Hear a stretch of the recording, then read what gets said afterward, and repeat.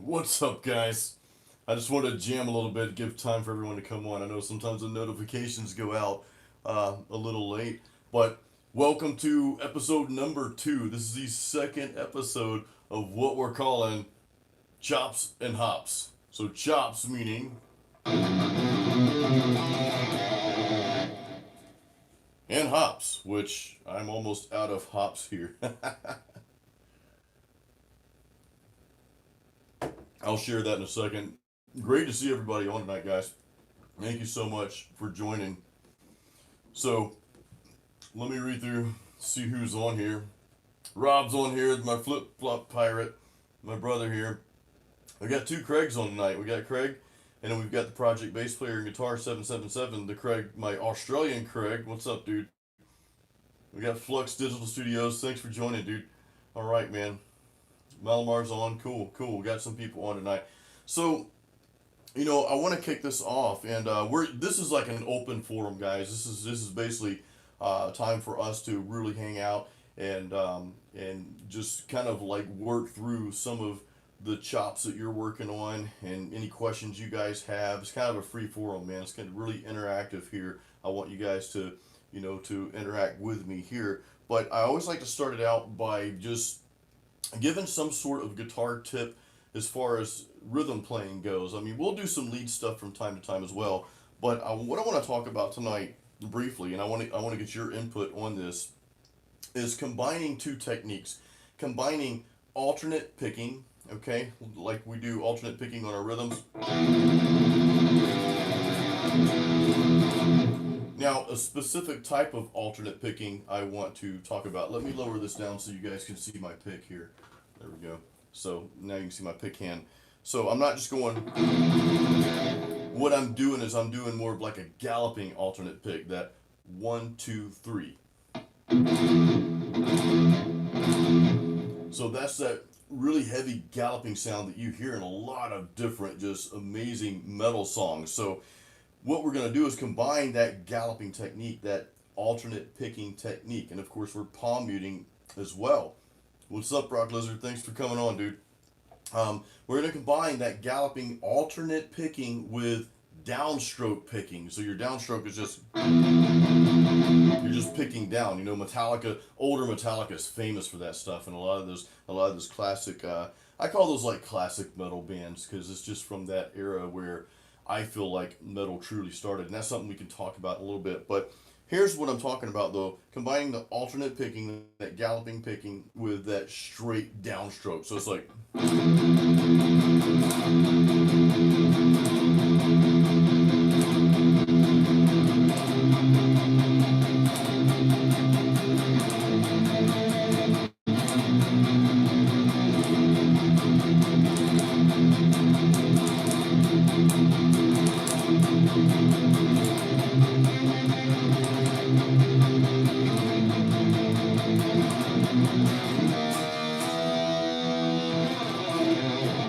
So That's what I'm talking about, and that's something that I really want you guys to work on as well. Is combining those two techniques together.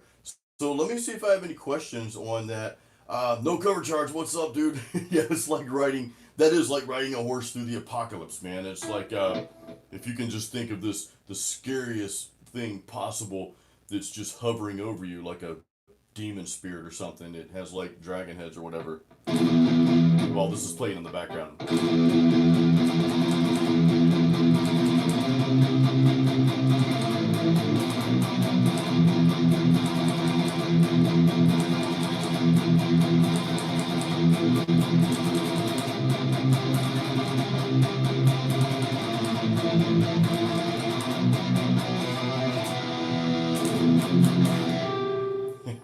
All right.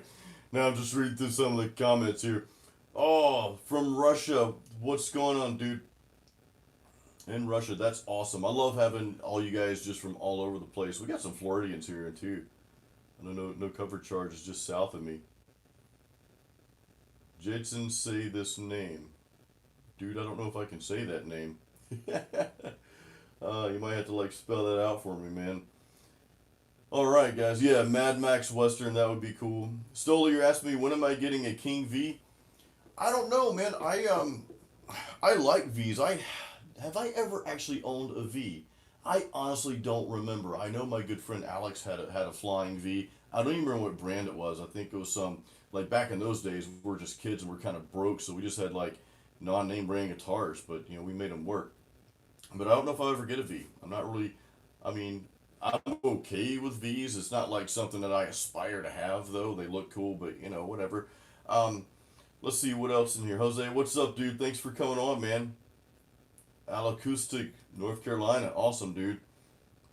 And I saw somebody else. Somebody's from Finland in here as well. Rock Lizard from Finland.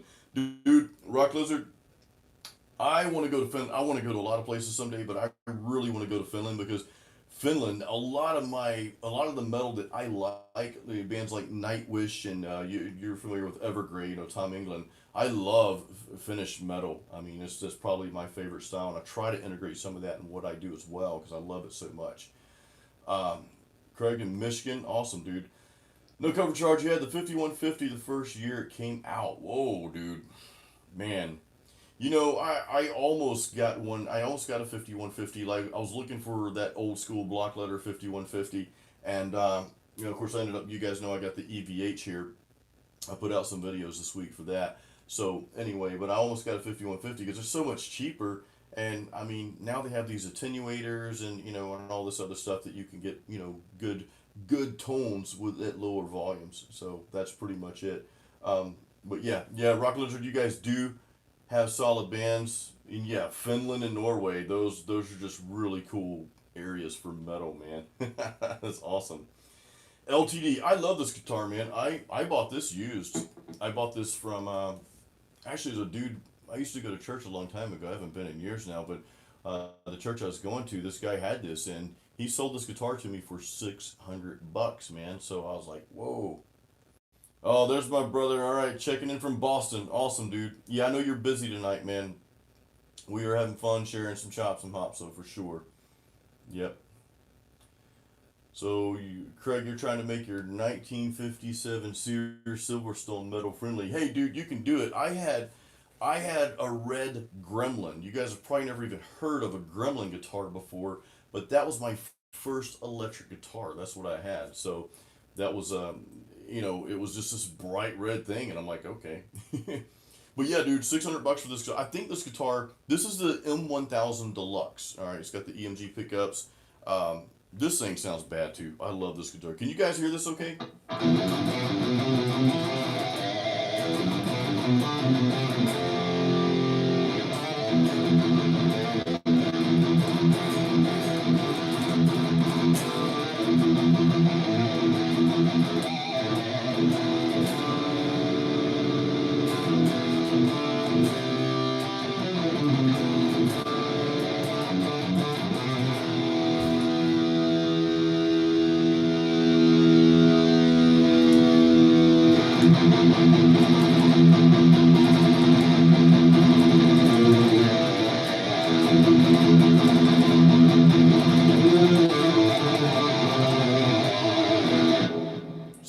better. Yeah, it's actually louder out here. I've got like a lapel mic over here, so hopefully my voice, I think, is close enough to pick up my voice. But of course, it's got to pick up my monitors back here.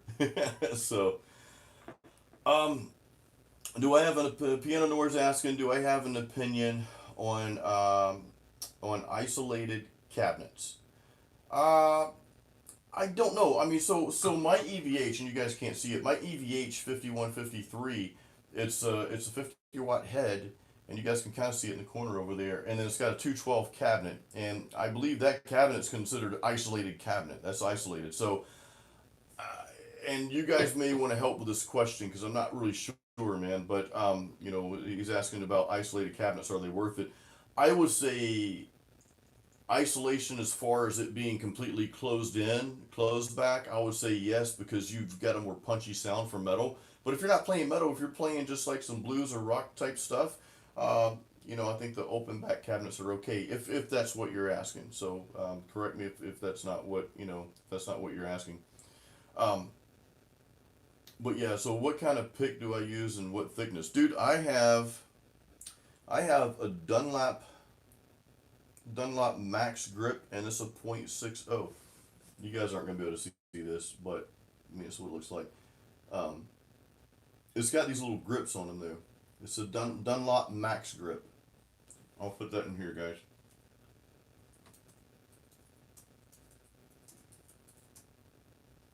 .60. So there you go. Yeah, I'm about to open that beer, Craig. I sure am, dude.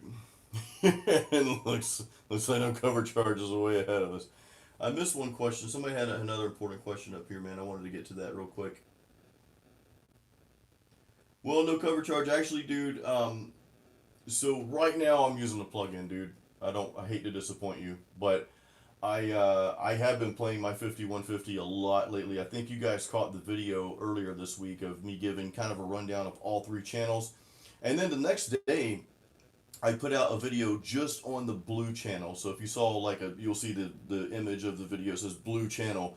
I recorded a full mix. Actually, I took one of my songs from my first heavy metal workout album, and I just muted the original guitar tracks. So it's my music, it's my releases, so I've got everything in my studio. So I just muted the guitar tracks, and then I re-recorded new guitar tracks using the 5150, miking it. And I don't know, I put it out, put the video out, and I'm kind of like regretting that now because I didn't give the blue channel justice. I didn't spend enough time. So if you guys see that video and it just doesn't really sound that great, that's why. The first 5150 video, I think I released that either Tuesday or Wednesday. The very first one, you'll see that. It's the one that does not have blue channel like written on the cover there. But anyway, so yeah, no cover charge, dude. Yeah, so this is bias FX, man. I mean, you can, this is just my lapel mic picking it up.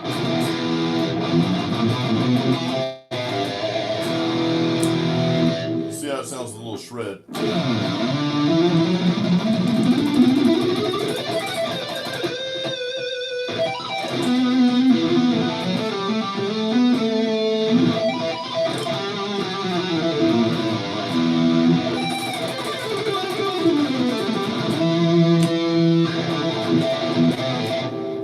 Yeah, so that's the new Bias FX2, and I haven't really messed around with it much. I upgraded that a while ago, and as soon as I got it, I was like, I don't know if I like this. I mean, it was only like $100 for the upgrade. I say only $100. It's coming from a self-employed broke person here. I'm not really broke, but anyway. So $100 is $100, but I didn't like it at first, and now I'm starting to dig more into it, and I'm starting to just like, okay, well, maybe I do like it a little bit, whatever. So I'm getting used to it. Yeah, Shred Dead, the three, wow, yeah, the big stubby picks. I tried those. Actually, my buddy sent me some picks a while back, Mike Colson. I don't know if Mike's on here. So, Acoustic, so you try using a plug-in that you're using, and I guess because my speaker set up, okay. You're using Pod HD 500. You know what? Here's what I'll say about tone, guys. And I need to do like a completely different video on tone and plugins and amps and all that stuff. And my thoughts on tone, if you really just close your eyes and listen to music and you don't know where that sound is coming from, does it sound good to you or does it not? And at the end of the day, I really think that's all that matters. Now, as a guitar player, no cover charge, and I'm with you on this, dude. There is nothing like that tube amp feel when you're playing, and you've got that air pushing, and it's just like, whoa, this is awesome, as opposed to sitting here playing at low volumes on the plug-in. So there's a difference. And I will say this, playing through the plugins is like going to the gym and just doing machines. Whereas playing with a real tube amp is like lifting free weights. Does that make sense? It's harder. You've got to fight more with the amp. There's a different tactic to playing, loudly through a tube amp. And I haven't played through a real amp in a long time. So I just got this EVH and I'm like, wow, I don't, now I'm starting to go back to when I was playing gigs on stage way, way back 20 years ago. I'm like, dude, um, yeah, so Bias FX is good. Danny, I'll get my 7 string. I'll grab that in a second, dude. Um, yeah, the riffage, dude. The noise gate, I leave the noise gate on. Now, Abdullah, I don't know if you're talking about the amp or the Bias FX. Pretty much I have a noise gate on at all times. I think in the 5150 video I did, I turned it off a little bit just to show you guys there wasn't much difference. But typically I just leave it on because it's not going to cut the clean sounds out. It's not going to really do anything to them. And then I don't have to worry about remembering to turn it on when I switch over to distortion. So I pretty much always have that on. Bias FX2 is taxing and takes a bit long to load in the DAW. Yeah, dude, a lot of these plugins, they're becoming so sophisticated. I've got an iMac back here with 8 gigs of RAM, and I'm thinking about upgrading it because even though I haven't really added much stuff, I just do music and iMovie. The programs, when they get updates and the plugins get updates, they become heavier, kind of like metal. Bad pun. No, but you know what I mean? They become more sophisticated, so they take more, just more power, more juice. So, all right, so yeah, Daniel, I play by ear as well, dude. I never, yeah, playing by ear is good, man. Playing by ear is great. No cover charge, so you make your YouTube videos just using yeah, Reaper's great, dude. Yeah, Reaper's awesome. I'm using PreSonus Studio One, and it comes with Amplifier, and Amplifier just did an upgrade. I'm gonna be putting out a video on that too soon. Now there were some free plugins, Lepo's Legion amp. That was let me see if I can find that real quick. I'll put that out there for you. It's free, man. Lepo. I don't know if this guy was like he created the most awesome. I don't even think his website's up anymore, dudes. So yeah, I don't even think it's up anymore. But anyway, um, what I'll do is after this video, I'll make a blog post on YouTube and I'll point you guys to the Lepo Legion amp, and that was a long time ago. He had that, but it was totally free. But they're reasonable. I like Fortin NTS by Neural DSP. That's probably my favorite metal amp. So in fact, let me do this real quick.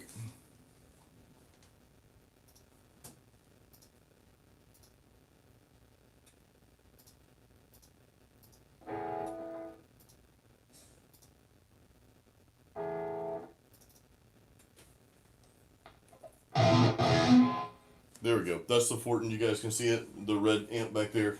So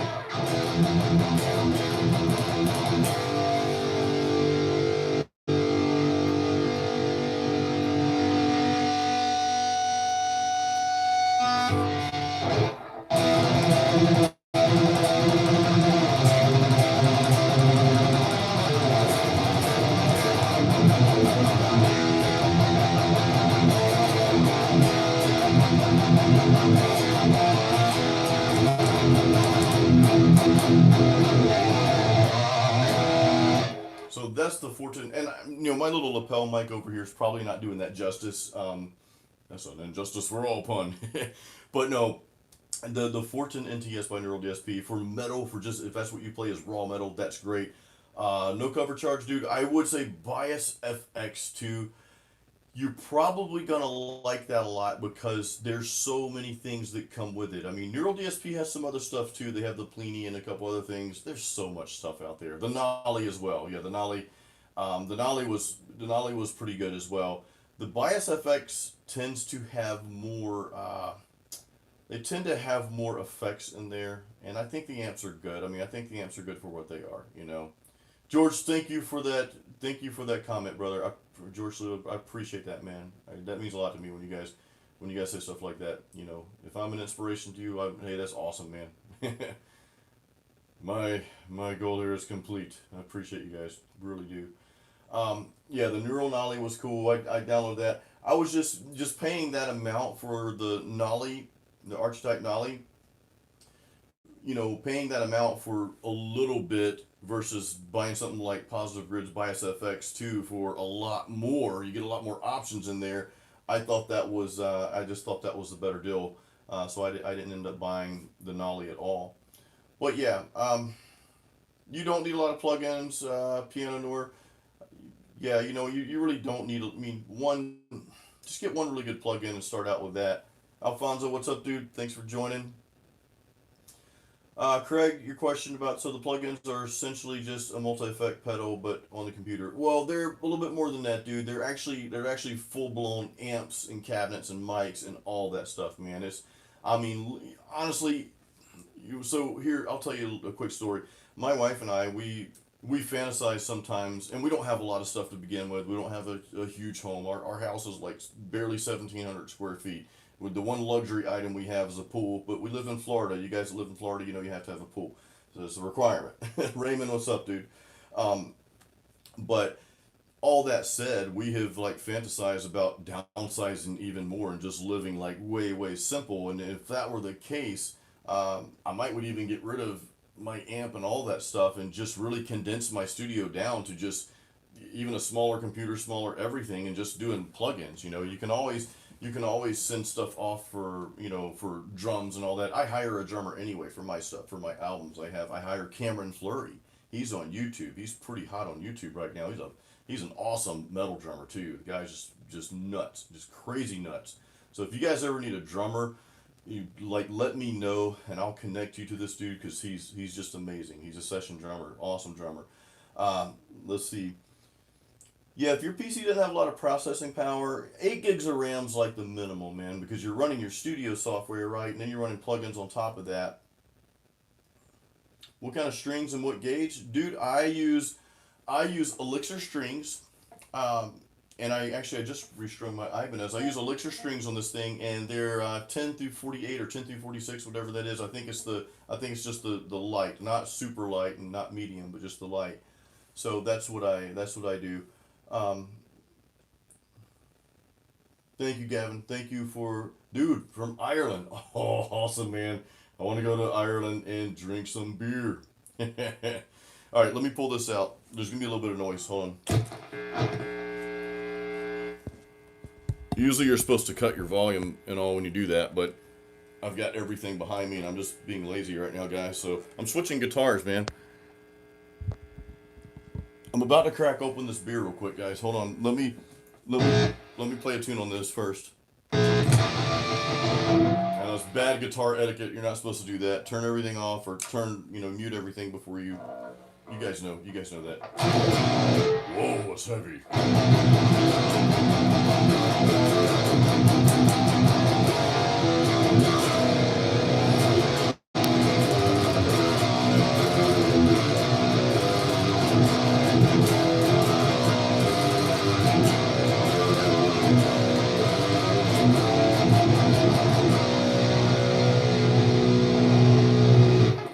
Now, you guys know what this is. This is the actual ESP, E2 Horizon FR7, and it's made in the Japanese factory. And both of these fretboards, somebody asked me about the frets earlier on my LTD, and the fretboard, those frets are jumbo frets, which I love. These say they're jumbo frets, but they're not as jumbo as my 6-string. And it's almost like, man, I wish I had the 6-string frets on this guitar. However, this guitar plays so effortlessly, man. I'm gonna put my other channel back on real quick here. That was a Fortin you guys were hearing, and I'm going back to the Bias FX because the thing about the Fortin NTS amp, there's no effects that come with it. So if I want effects, I have to use another plugin for delay or whatever. And I rarely play leads without delay. It's just something I do. So here's how this thing plays.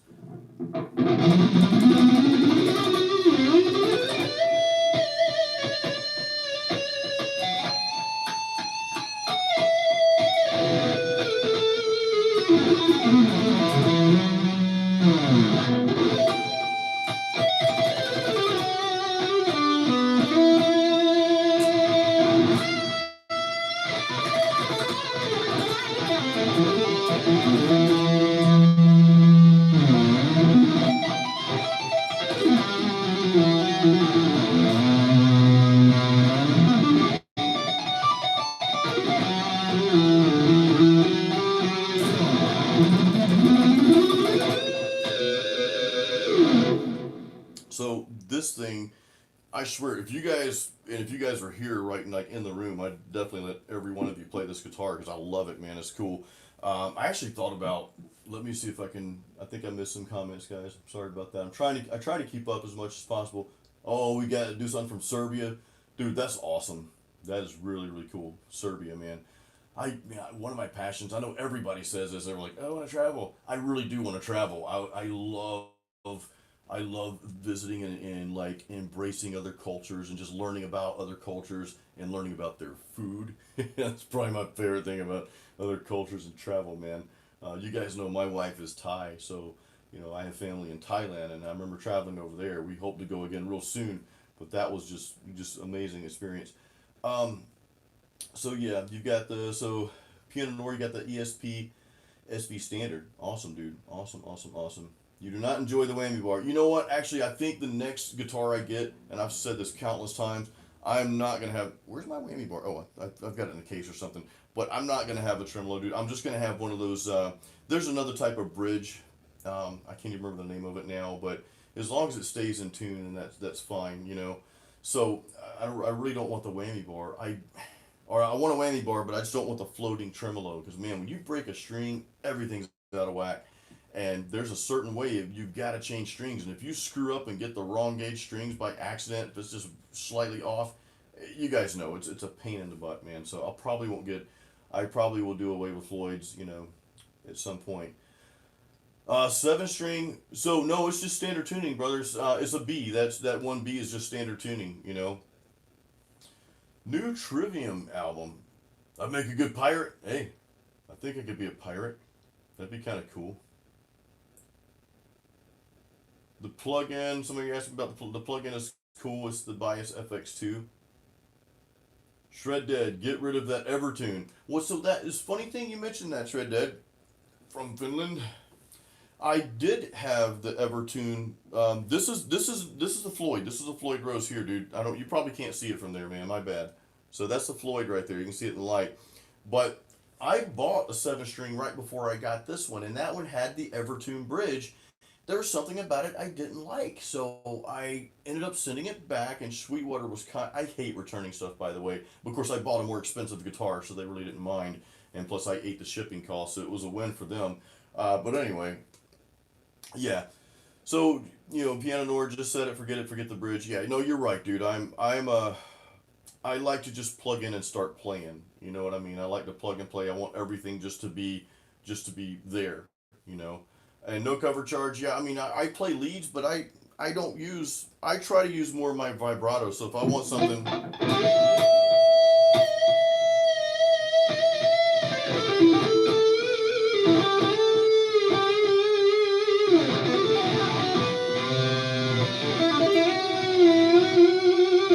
I try to use vibrato too and just really work on that technique so that I don't have to use the whammy bar.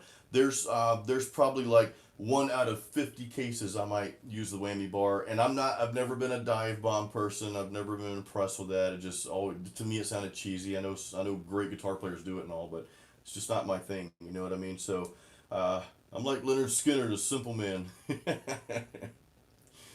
You're like, no, don't request that song when you see acoustic bands playing out, because they're like, oh, I hope nobody requests this.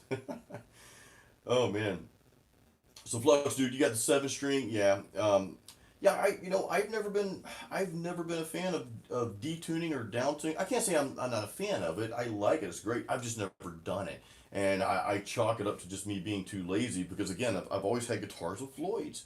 So if I didn't have a Floyd, I may say, yeah, let me just down tune it, and we're good. We're good to go. You know what I mean? So, oh man, yeah, it's just one of those things that's nice to have. Yep, yep, yep. So, guys, I want to crack open a beer. This is called Chops and Hops for a reason. And you guys are probably wondering, Jason, dude, what are you drinking tonight? I'm glad you asked. I am drinking this stuff called.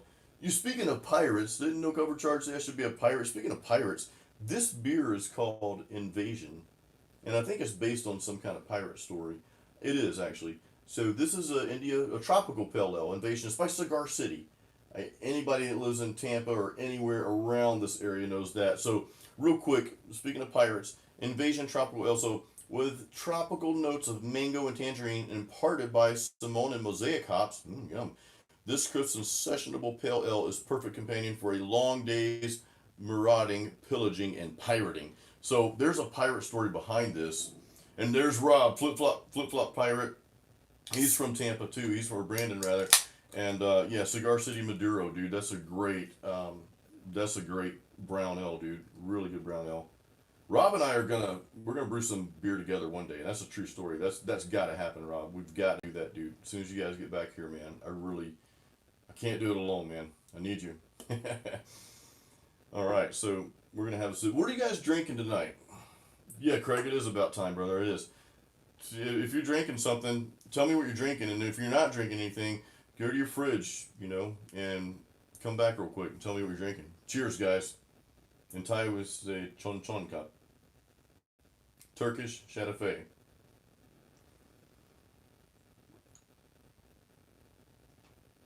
Now, this is definitely like a session IPA. It's only 5%, 5.0 alcohol. And the IBU is only 50. So it's, and it's not super hoppy. Dry hopped with Simcoe and Mosaic hops. But yeah, this right here is like a just sit at a bar or by the beach or by your pool and just drink all day. You know what I mean? I'm not saying you should drink all day, but if you were, this is going to be a good beer to drink all day, man. Because again, it's a session IPA. You've got that tropical flavor. Goes down really smooth. All right, so Shred Dead Snapper. I don't know what a snapper is, dude. Is that a finished beer? Jose's drinking some Heineken. No cover charge. Drinking some Highlight, dude. See, that's Cigar City as well, man. Same, yeah.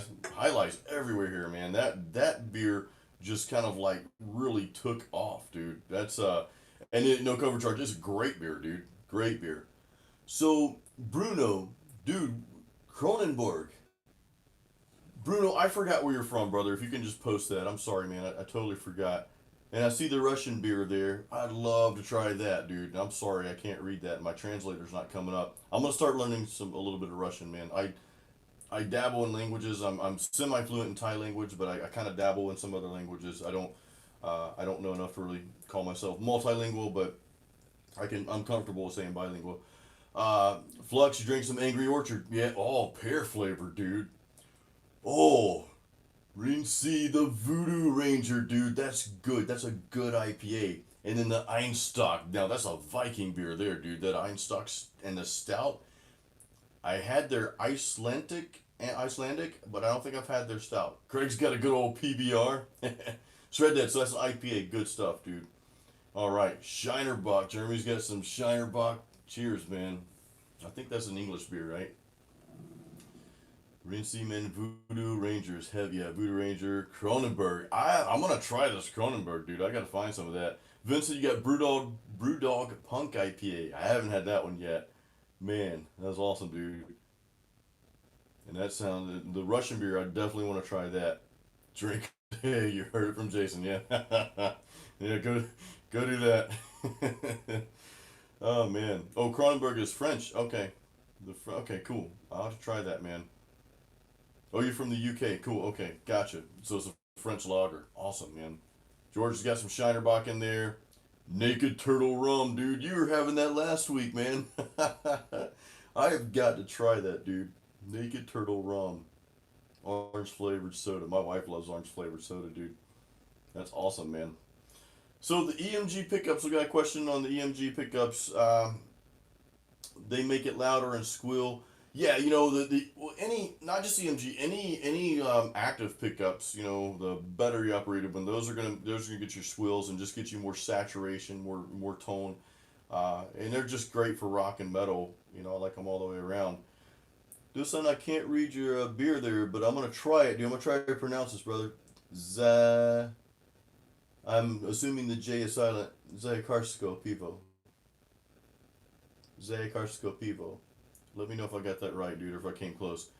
Alcoustis has got a good old Mick Ultra. That's a low-cal beer, dude. If you're trying to get ripped, drink some Mick Ultra, man. Yeah, cheers, everybody. Just turned 21, Larry. Just turned 21. Happy 21st birthday, brother. Welcome.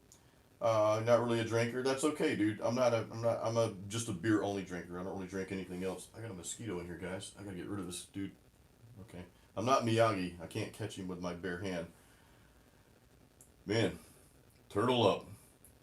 The Brewdog is a UK craft brewery. Okay, I've heard of Brewdog, dude, but I didn't know anything about it. I didn't. I don't think I've had their beers.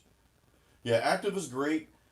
It does introduce a lot more noise. Yeah, you're definitely right about that, man. When you and even this guitar here, even my 7 string, my 6 string has the EMG 8183, I think, and this here has EMG 707s. And I have just become, guys, I almost got rid of this thing, man. I almost got rid of my 7 string guitar. I almost quit playing 7 string guitar. Uh, I never really. That mosquito is trying to land in my beer, guys. That is not cool. I seriously, I was getting real frustrated, and I was going back and forth. Like every time I would put this down and pick up my 7 string, the 7 string just felt more comfortable. I've been playing this thing for over a year now, and of course I've recorded an entire album with it and some other projects too, And it was like I seriously, I struggled going back and forth like every week, and like I'm gonna put this up for sale and just get another 6 string and whatever. But I'm glad that I kept it. You know. So I'm being asked, where was that comment at? Dun, dun, dun, dun, dun. A lot of noise. Mick Ultra, Zika. All right, Vincent, I got you. So Brewdog is originally from the UK, but is brewed under license in Ohio. Okay, that makes more sense because I know I've seen the logo, dude. Raymond, Death Beer. Are you talking about Megadeth's beer, the Tout Le Monde? If so, yes, I've tried that. That was okay. And I've tried Iron Maiden has a Trooper beer, and they've got some other beer. I can't remember what it was. And those are kind of tough, man, because whenever whenever like a big label like a band or something like that says, "Hey, I want somebody to brew my beer and put my label on it," there's not a lot of heart and passion that goes into that. And I've just had not so great experiences with those types of beers. Like, okay, it's great. Iron Maiden has a beer, Megadeth has a beer, but it's just like it's kind of stock. You know what I mean? It just doesn't. It's just okay. Whereas when you have a craft brewery that's making their beer and they're passionate about their beer, that's why the stuff tastes so good, man. Because I want to learn to brew this stuff. Like I said, my buddy Rob's on here. When he moves back from Arizona, and I hope that's soon, dude. We're brewing some beer together, man. We're just gonna launch something. So you guys will be seeing more beer around that time. Okay, so piano nor you switch to passive pickups, so you don't have to change the battery. Yeah, that makes sense. You tested active ESP versus passive. Yeah, it depends on what kind of passive pickups you get, I guess.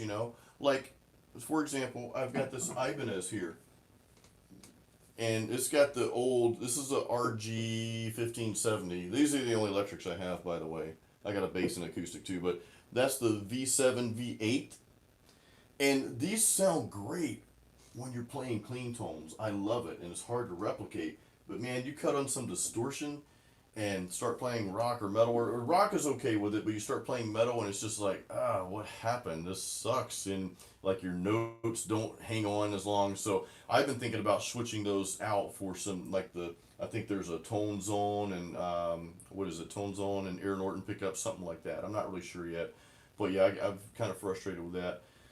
So acoustic, don't let people interrupt you in your house, dude. Tell them to buzz off like I'm trying to tell this mosquito to do. Beefy strings. So you put some, Larry, you got some beefy strings on there. Yeah, my strings are kind of light, dude. I don't really, I don't use beefy strings. That's because I play a lot of leads, though. Some shots of Ensure. Hey, Ensure's good stuff, dude. Yeah, the 81 pickups for the squeals, dude. Definitely. That definitely works for the squeals. Wow. No cover charge. I hope it's not hard, dude. I've never done it. I've got like 3 books on it. Like I've got one textbook on brewing beer, and I got like 3 chapters into it, and I stopped reading it for whatever reason. So I need to get back to that, man.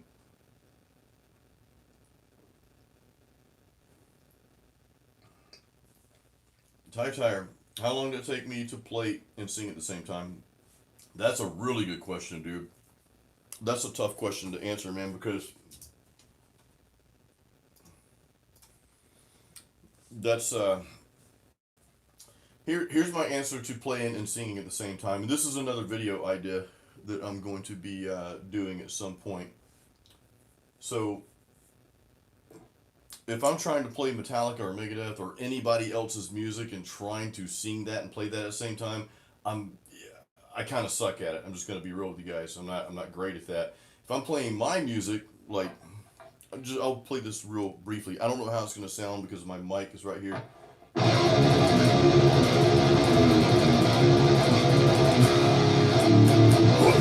to the grave. Every day's the same. Try between two worlds, broken destiny. The one I always see, the one I can't escape. Lost to my mind, losing all control. Yeah. No more time to waste. Yesterday is gone. No more running away.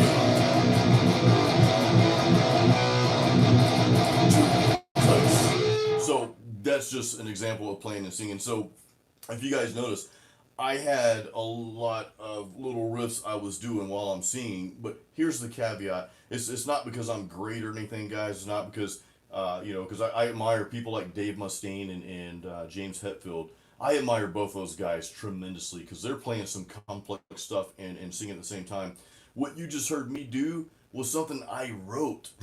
So that's track number 2, Peaceful War, off my Masterpiece album. I wrote that track, and I don't say that to brag. What that means is it's pretty easy for me to play because it's mine. I wrote it. You know what I mean? So it's like I tried playing a little bit of I tried to play a little bit of Blackened, the first track off the Justice and For All album. And I was trying to play that, for one, is difficult enough, and then trying to play it and sing it, like I don't know how Hetfield does it. Dave Mustaine playing Tornado of Souls while he's singing that, that's tough. I don't know how he does that. I don't get it. But to them, I don't want to say it's easy, but they wrote that song. You know what I mean? They wrote it. So that's just that, dude. You know what I mean? So hopefully that makes sense as far as writing. So one thing I do though, and you guys are giving me all kind of like one-off video ideas I need to put out there, and I'm gonna start working on those. Piano Nord, thank you, dude. I appreciate that, man. Yeah, I try. My clean vocals. I'm not really like I'm not like some acclaimed singer. Like if I went on American Idol or The Voice or something like that, I wouldn't even make it to the. They'd be like, "What is that noise? There's something wrong in your throat, dude." No, it's death metal. I can't understand the words. You're not supposed to. Actually, I've been told people can understand the words of my death metal vocals, so that. But even with clean singing, though, thank you for the compliments. I appreciate that, dude. I love vocals. I love singing. I love writing lyrics, and I love performing. So, beer with ghost pepper. Whoa, dude, that's tough. A stout with chili pepper, but ghost pepper. Yeah, ghost pepper's a lot, man. Hey, Raymond, I'm up for trying it, dude. Maybe like a little taste of it. I would do that. You know what I mean? Tyler, thank you, dude. Yeah, flowing with the instrument and vocally, I appreciate that. Thank you, dude. It's not easy. It's not easy for me. I don't know if you guys noticed who saw the live Facebook I did. I don't know if you guys are on my Facebook or not, but who saw the live Facebook show I did Monday night? I did a Metal Monday on Facebook the other night. So that was a live performance I did right here in the studio. And of course, I did the same thing on YouTube like 2 weeks ago. You guys remember that? I think it was like on a Wednesday night or something like that. So, I did that as well. But there's one or two songs that I have a hard time playing and singing at the same time. One is the.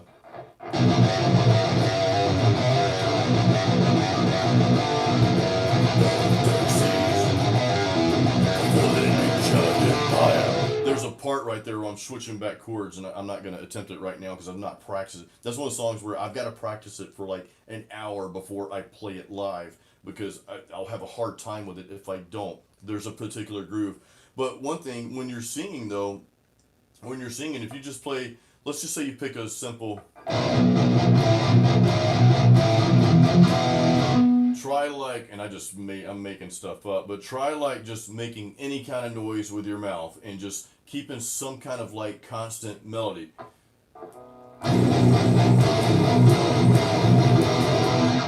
Or you can say, you know, I don't know, it's like, I like to drink a beer, I like an IPA. See, I already started messing up because I don't, you know what I mean? But what you do is just, the toilet paper song, I'm glad you guys saw that, man. I had so much fun writing that. That was one of those ideas. It's like, it came to me, and I'm like, you know what? This is what I'm doing today. So I wrote a freaking death metal song about toilet paper. But yeah, thanks for checking that out, guys. But yeah, dude, that's what you have to do, singing and playing at the same time. You've just got to start, as you're playing, coming up with some melodies in your head and just humming, even if you don't have any words yet, just kind of humming along, or just make up some words. Sing about like the lighting I have over here that you guys can't see. Sing about the beer can falling off the studio, whatever. Just make up some crap, you know, it doesn't matter. Just kind of like make some kind of melody movement with your vocals as you're playing. What I would say though is, before you do that, and I hope this is helping you guys, before you do that though, come up with a riff, like have your riff down already that you want to play, and then start vocalizing to that. Now, a lot of times what I'll do, and I'll give you this one more tip, and I'll get off the subject unless you guys want to know more about it. But I am going to do a video on this. But a lot of what you do, or what I do when I'm writing my own music, is I'll fit the vocals to my playing, you know. And so I'll try my best to do that. Where I kind of screwed up on this last album, I don't want to say I screwed up, it's just a challenge. Just everything's a challenge, you know. We have to challenge ourselves and push ourselves. But there's two songs that I wrote, and there's a part of one other song. 3 songs have little parts to them where I have a very hard time singing and playing at the same time. And you know, and it's one of those things like, man, if I had to do it over again and I were writing this song again, I would make sure I'm writing the vocal lines along with the rhythm guitar lines. You know what I mean? What happened was, I wrote the songs, I recorded the music, then I went back later and wrote the vocal lines for it, but I didn't play and sing it at the same time. You know, when you're doing stuff in the studio, it's kind of easy. You know, it's like, okay, I'm laying down this guitar track, blah, blah, blah, blah. It's down, this is good. Got the drums, got the bass, got the leads and all. Then you come back, you write lyrics to it. Okay, these lyrics fit, because you're singing along with the song. And then you record the lyrics, you're like, blah, there's my tune, it sounds awesome. Then you start playing and singing at the same time. You're like, oh, I really screwed up. I should have thought this out a little bit better, because I can't play and sing this at the same time. So that's what happened to me. But again, you know, you have to really just, you have to challenge yourself and push yourself. It's like lifting weights. I know you like guys work out. Would any of you guys be interested in me doing a video on YouTube on this channel, like what I'm doing now with dumbbells for my at-home workouts? If so, let me know. I'll put a poll out there. If you guys are interested in that. If you're not interested in that sort of thing, if you don't really care, I'm not going to waste time making a video on that. But I just didn't know I know some of you work out and stuff. So if you want that, I'll put a poll out there later on here. Luis, thanks for joining, dude. Luis Hernandez, my brother from Venezuela, man. Yeah, you know, yeah, the more you do it, no cover charge, dude. The more you do it, the better you get at it. Singing the same way. AC/DC, I never got into AC/DC, man. I like AC/DC. The one AC/DC song I remember, I'm probably going to screw this up.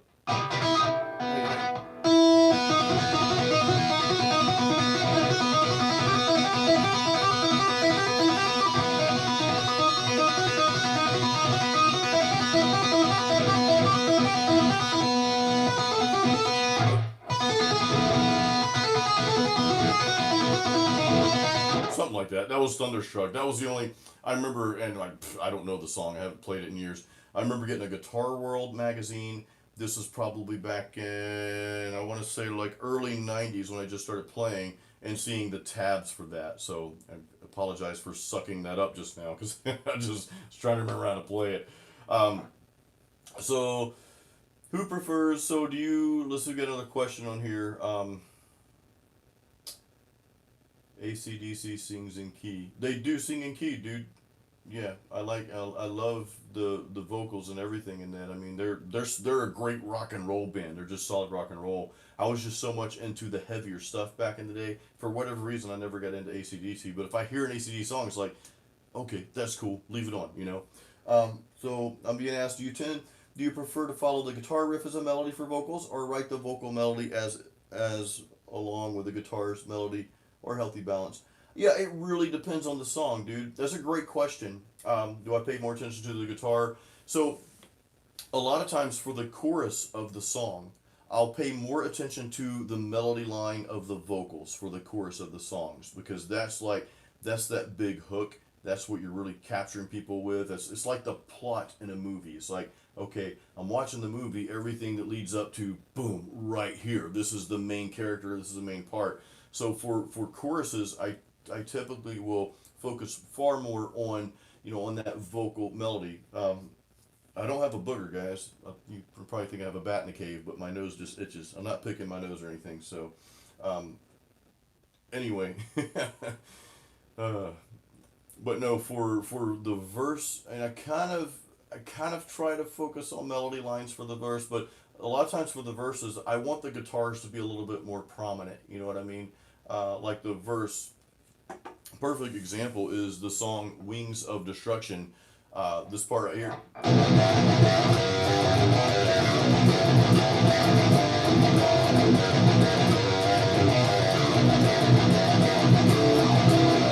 So that's the guitar part for the verse of Wings of Destruction. That's track number 8 on the Masterpiece album. However, the chorus, the guitar parts.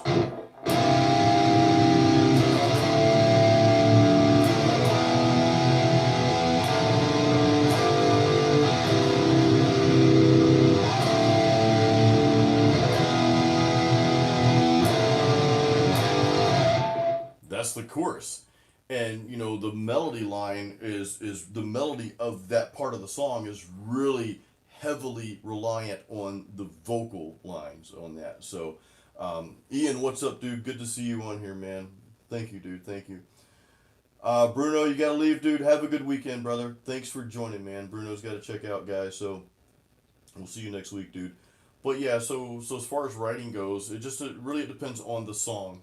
And I love, this is why I love this series so much. I love hanging out with you guys because we start out with chops and hops and some riffs, but we end up going off on a lot of other different conversations here, and these are all good topics. I mean, we talked about amp sims tonight. We talked about pickups, different guitars. We talked about writing styles and all that. So that's really really cool. Awesome stuff. Yeah, Tighter, they're very contrasting. They're so contrasting.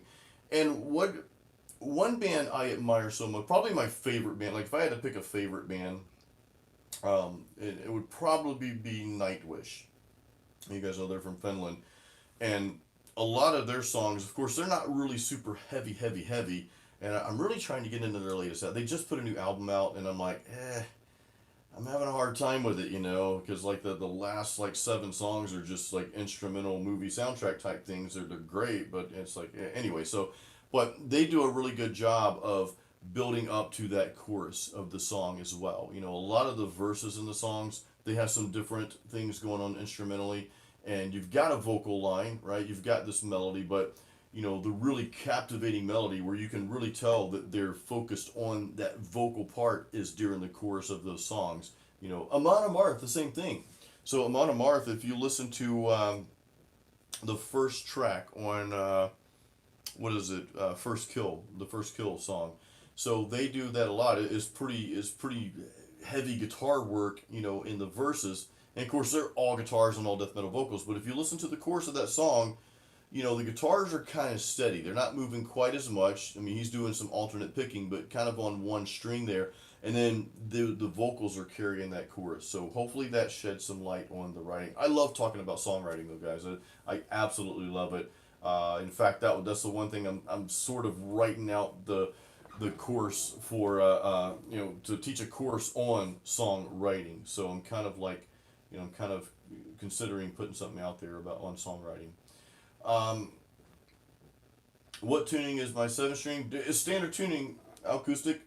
I don't, everything. So standard tuning for a seven string, guys, is that first string is a B, and that's not tuned lower. That's really standard tuning because everything else is E A D, G B E. But so that seventh string is just going to be a B. That's in sequence with all the other strings there. So that's is standard seven string tuning. My philosophy on tuning, and I'm not saying I'm right by any means because this my philosophy on tuning kind of sucks. I've never downtuned or detuned or any of that. And I figured, if I'm going to play lower notes, I'm just going to get a seven string guitar. I didn't want to deal with the intonation issues. Again, I've always had a, Floyd on most of my guitars, so I didn't want to deal with all that. So I told myself, well, if I'm going to play heavier notes, I'm going to get a seven string. And my other philosophy on tunings is I don't want to play low notes just for the sake of playing low notes. You know what I mean? It just doesn't. I got to respond to this message real quick. It didn't make sense to me because what happens when bands start playing super low notes, they get hung up on this right here. I hear this all the time. It's like.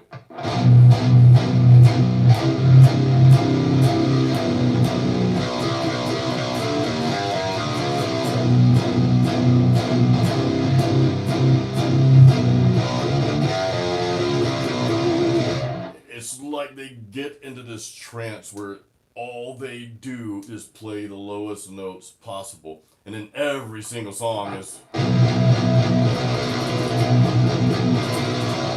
Wait, let me throw another note in there. And I'm kind of being a jerk about it, but it's just one of those things where they get so hung up on playing low notes that all the melody for the song just goes out the window, and that's just my opinion. That was one of the things why I didn't do that, because like bands that downtune their guitars to super low notes, to me, every song on their album sounds the same. It's like, okay, what else can you do? You know what I mean? So I just don't do that. You know what I mean? I want to. One of the things I encourage you guys to do, I need to put out a new seven string lesson here. I've been slacking on that. But if I'm playing a song in a heavy B, that's great. But I might have 7 songs on the album like that. I need to make sure I've got a song that starts in E.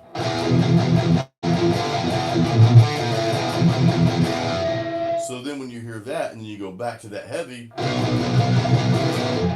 it's a little bit more captivating. And hey, you can even play other strings too.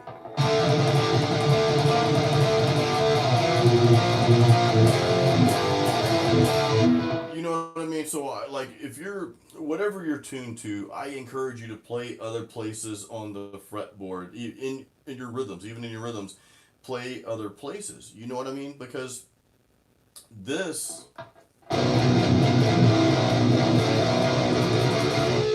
it's great, it sounds awesome, but then it just gets old after a while. It's like, oh, can you play something different, please? Because every song sounds the same. It's like you get to track number 4, it's like, I think I just heard that. That's track number 2.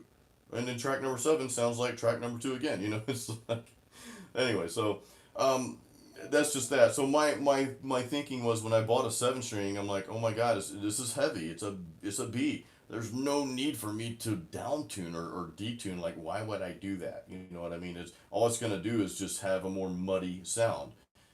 That's just my opinion, though, guys. I think my opinion probably sucks. That's just my opinion for me, though. That's what I go by. Yeah, yes, right. Did use the instrument to the fullest. You know what I mean? Soundgarden, Alice in Chains. Yeah, Soundgarden, Alice in Chains. I remember, what was it? Godsmack. It's like every one of their songs just like sounds the same. It starts in the same key. Ian, I've heard a little bit of Periphery. Honestly, to me, the songs I heard by Periphery, and I haven't heard a lot of it, they were kind of hung up in that low tuning as well. And like everything I've heard by Periphery kind of sounded the same. I need to listen to them a little bit more though, to be fair, because I don't know enough about them. But a lot of these modern metal bands, every song sounds the same. It sounds exactly the same. It's super tight. It's super processed, you know, and it's just like they're just playing as low as they possibly can play, and it's just like, okay, it kind of just sounds like gibberish. Uh, anyway, so Joseph, yeah, I used to play drop B. Ever since switch back to standard tuning, you've learned so much more. Yeah, when you switch back to standard tuning, you have a tendency to play all over the place. As when you tune down severely, it's like, you know, Shred Dead. Yeah, the biggest reason a lot of them down tuned now is to the singers. Yeah, no, you're right. And in some of the bands that's been playing for a while, they may tune. I know a lot of the older bands tune down like either a half step or whole step anyway, and that's fine. I'm not against low notes. Even Dawkins, I think, tuned down a half step. You know what I mean? So, and several other bands, and some of these bands that are still out there playing, they have to tune their guitars even lower now because the singers can't sing as high as they used to could sing because they destroyed their voice. Not singing properly, and that's a whole other issue. You know, Children of Bottom. Yeah, you know what? Nothing, dude. I do like some Children of Bottom, dude. Alexi, he's just an amazing guitarist, man. Wow. Tier two, yeah, you basically show someone Harvester of Sorrow or Domination E standard. Yeah, can be a set. Yeah, one of the things I did to make my guitar sound heavy when I was just playing a six string, never down tuned. Everybody always thought that my six string was down tuned or detuned or something or drop tuned or whatever. I never down tuned it. What I did was I recorded my bass guitar tracks with a five string bass. So when you're playing a B on the six string, but then you've got that heavy B note behind it and a heavy C note, so you've got those extra bottom end notes there. That really enhanced the sound and the overall tone of your song. So you have to always think it's not just about how your one guitar sounds, it's how everything sounds together. You know what I mean? And that's another problem with low tunings is, they're tuned so low that they're kind of muddy, and it leaves no room for the bass guitar to do its thing, or even the kick drum. So you know what I mean. But yeah, yeah, a lot of them are sounding the same these days, dude. A lot of them sound the same. Modern metalcore bands, yeah. You're right. Cryptic saying that a lot of the modern metalcore bands just seem more like electronic music, not metal. Well, I think a lot of it is, man. I think a lot of people are just pressing buttons in the studio these days. Uh, you know, Yep. All right. Acoustic's back. I think somebody was bothering you, dude. Thank you, Grimmer. Piano Noir, do I know my way around music theory? Dude, I am so bankrupt of knowledge when it comes to music theory. I never got into it. And I'm not saying you should not get into it. You should. I think it's good to learn it. I just never did. And at this point, I probably won't, to be honest with you guys. If I were interested in like really like teaching guitar, I'd probably have to learn it or something like that. Two dinner time. Cheers, brother. Thank you for joining, man. Appreciate your input tonight. Acoustic, yeah, I use 10 to 46 elixirs as well. I use the elixir nano webs. I just changed strings on my Ibanez the other day. I used the elixir nano webs. I love those strings. I switched strings for a while, and I don't remember what I used, but I always go back to the elixirs. I know I shouldn't say a lot of people, but some people don't like elixirs. They say it doesn't sound like, I don't know, it takes away from the tone, but I don't know. I tend to disagree with that. For me, anyway. I love elixir strings, and like I said, I've switched to other strings over the past, like even the past year, and I went right, like one guitar, I changed strings, and like the next week, I'm like, screw this. I went right back to my elixirs, man. They just have this a feel. Plus, they last forever too. I'm lazy. I don't like to change strings every week.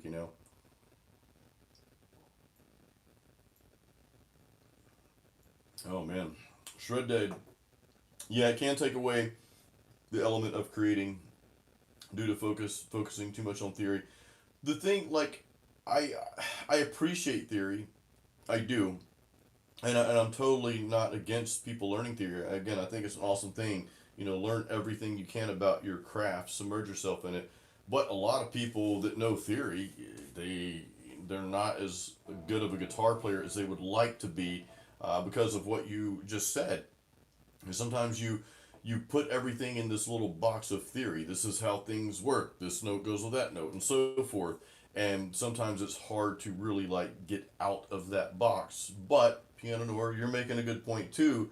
You think it can also help you solving easy issues, and you're absolutely right. If you're trying to think, you can use it to be a creative edge. If you're stuck in a rut and you're writing, and like, where else could this solo go? Oh, I know, this theory, and I'm not even going to pretend to name like theory stuff here, but you may use that to your advantage to do something else. You know what I mean? So I think there's a fine balance. I think theory is great to learn. I don't discourage it. I'll tell you that. Sorry, I don't mean to burp on camera, but I couldn't stop that one. It was like a freight train coming up, man. The hops, theory's awesome, but use it to your advantage and don't let it hinder you, I guess I could say. I started out playing by ear, and one of the things that I did that really helped my playing is we had these ancient devices called cassettes back in that time. I would put in a cassette, Whitesnake or Metallica or whatever. Yes, I listened to hair bands back in the day. I still like hair bands, I'll admit that. But I would put in a tape, and I wouldn't necessarily try to learn the song, but I would play lead to the song. I wouldn't play their lead, but I would make up my own guitar solos to that. Now, next level up, I would turn on the radio. Okay, and the radio back then, like the 80s pop stations, they would play a little bit Guns N' Roses, but then they might play a Madonna song, then they might play Def Leppard, then they might play Tiffany or whatever. So you've got an array of styles and different keys. So every song is almost in a different key, in a different style, different tempo, and I would force myself to find the notes that fit that. Not really learning the song, but playing leads that fit that song. Does that make sense? That was if there's one tip I can give you guys to help you become a better lead player, it's that. Just turn on some random station. I guess you wouldn't, turn on the radio. You would just use iTunes or whatever. Make some kind of playlist, or like make a radio station based on a song you like, and that way you get an array of different bands and different keys that you're playing in. That's, man, I could just talk about that all night, because that is going to help you excel so much further as a guitar player in learning your fretboard. Uh, but yeah, so let me go through the comments here, guys. Javier, being forced by my teacher. Oh no. Yeah. Well, yeah, get it. Learn it, man. I mean, it's not gonna hurt you to learn it. You know, it's definitely not gonna hurt you. But yeah, piano noir, isn't every guitarist in some sort of box in terms of what she is playing? Yeah, well, pretty much, dude. That's no, that's another reason why you guys can't see it. But I pick up my acoustic several times a week now. For a while, I just neglected. There's a period of time where I only played acoustic, way long time ago, and then there's a period of time where I didn't play acoustic. But I try to switch up instruments. I also I also lay my own bass tracks in here. You guys hear a lot of full mixes coming out of YouTube videos and Facebook and social media that I put out there. So I really do try to. I mean, I think it's great to pick one thing and stick with it and get really good at it.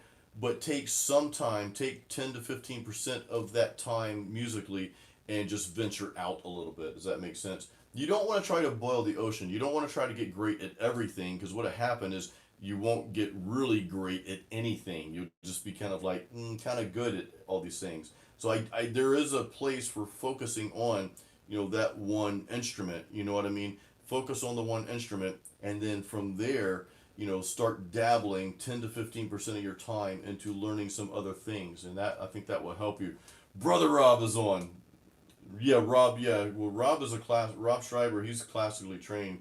You took theory for your BA, and you would take playing by ear any day. Yeah, you're well, Rob, but you can do both, dude. You play by ear. Rob is an exception, to the rule of most educated musicians.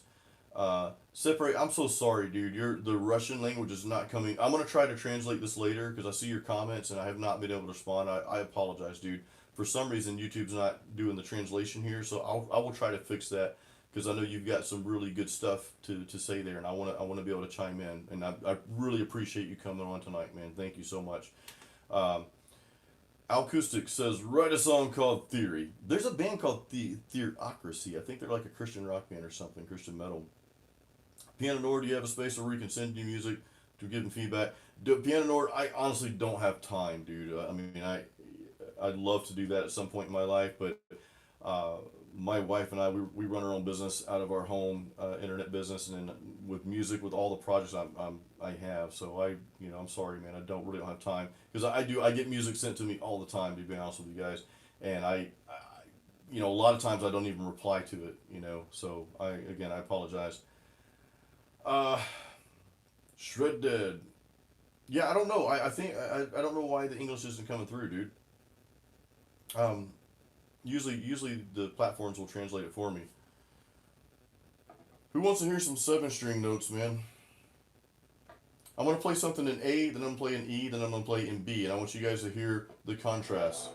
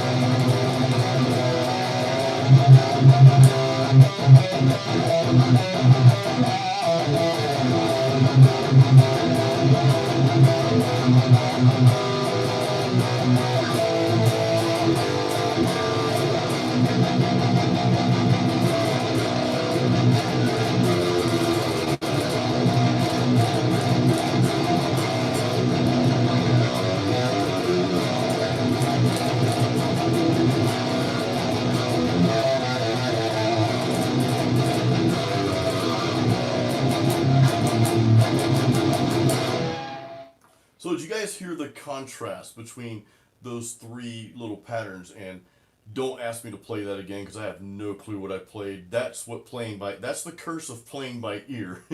I don't need a book in front of me to play something. I just come up with stuff, but then I forget it if I don't record it. But what I wanted to show you guys is just that contrast between the different notes. Earlier we were talking about bands that the modern metal bands and metalcore bands that sound the same because they just play the lowest notes possible, heavy, chun chun chun chun, but they don't really diversify themselves on the fretboard. So, but just now you heard me playing the key of A, which people that play low notes in a seven string, they never play that third, fourth, and even fifth string, right? For their rhythms anyway.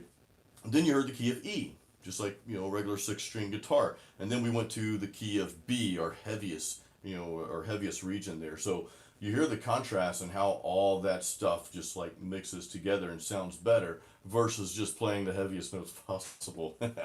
All right, let me catch up on some comments, guys. Here we go. Um, Thank you. Oh, I got that. I got that time, Sepri. That came through in English, dude. Thank you, man. Thanks, brother. I appreciate your comment there, dude. Do I still play six string guitar? If so, was it difficult to switch to you? Yeah, I still play my six string. I still play that quite a bit.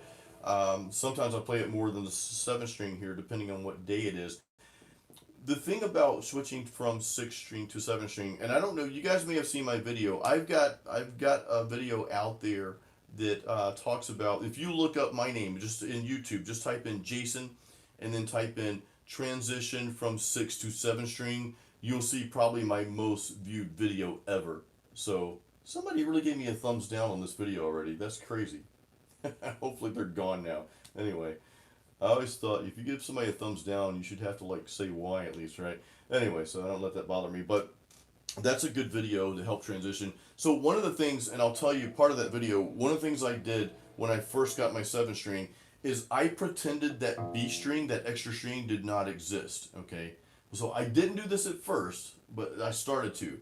And if you're jumping from 6 to 7 strings, pretend that B string does not exist.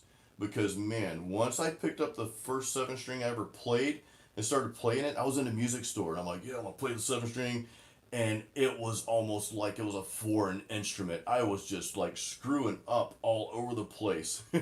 So it was a big problem. Like, oh my god! I mean, there's just one extra string. How can I screw this up? So that's one thing that I recommend is pretend that B string's not there and just play it like a 6 string. Because what happens when you have that extra string, it's almost like that gets in the way, and then you start trying to play other stuff, and you're putting your fingers in the wrong positions because there's like that muscle memory that your fingers have going to certain places on the fretboard, and that muscle memory does not translate over well to the 7 string at first. Yeah, Craig, F that guy, dude. It's probably a robot. You're right, guys. Oh man. But yeah, that's one of the tips. That's one of my 7 string tips, man. So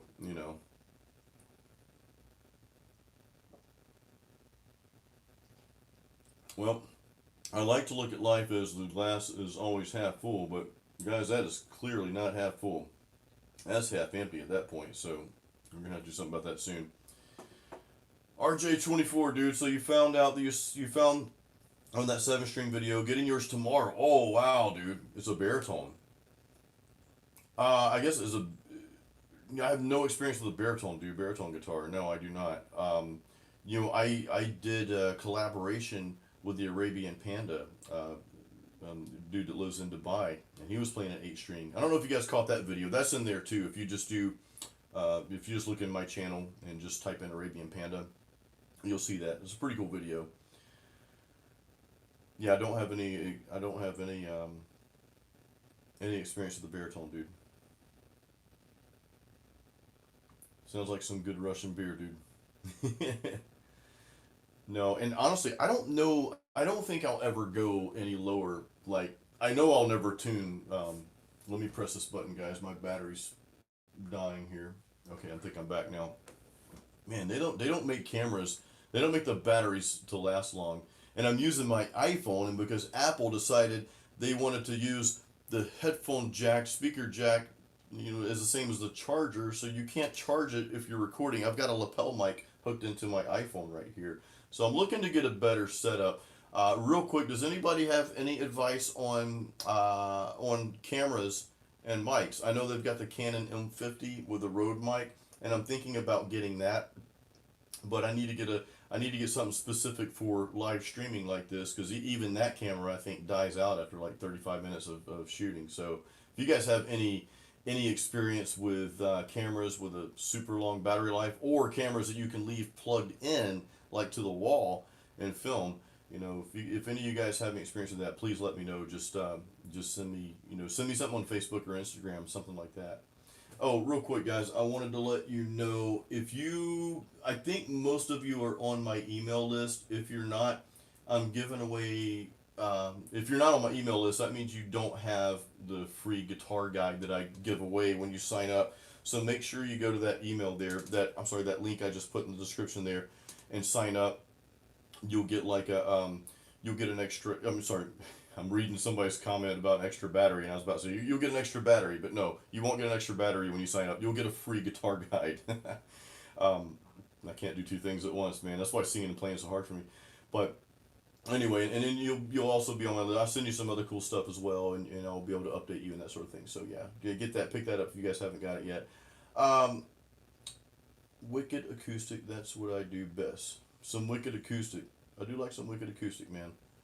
I'm gonna be doing another wind down. For those of you who like acoustic music, I'll be doing a wind down Wednesday next Wednesday. We skipped this week's just to give a little break. I've been doing 2 weeks in a row of that, so we'll get back to that. Now I'm just playing some heavy metal songs, but just my own acoustic style of like I played Rainbow in the Dark by Dio on acoustic, and I play some stuff like that. I play a little bit of Scorpions, a little bit of Dawkins, and Bad English, and kind of going back to a lot of the '80s hair bands, that sort of thing. But it's kind of cool.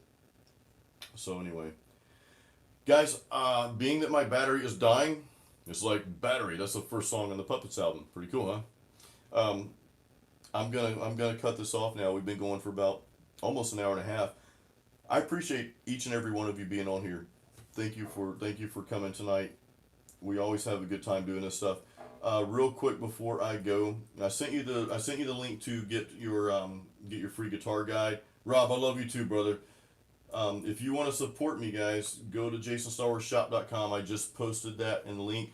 Actually, I just came out with these face masks. It's got like Keep It Metal on the face mask. I've got a Metal and Beer face mask, all that stuff. So just go to the homepage on the link I just put out there.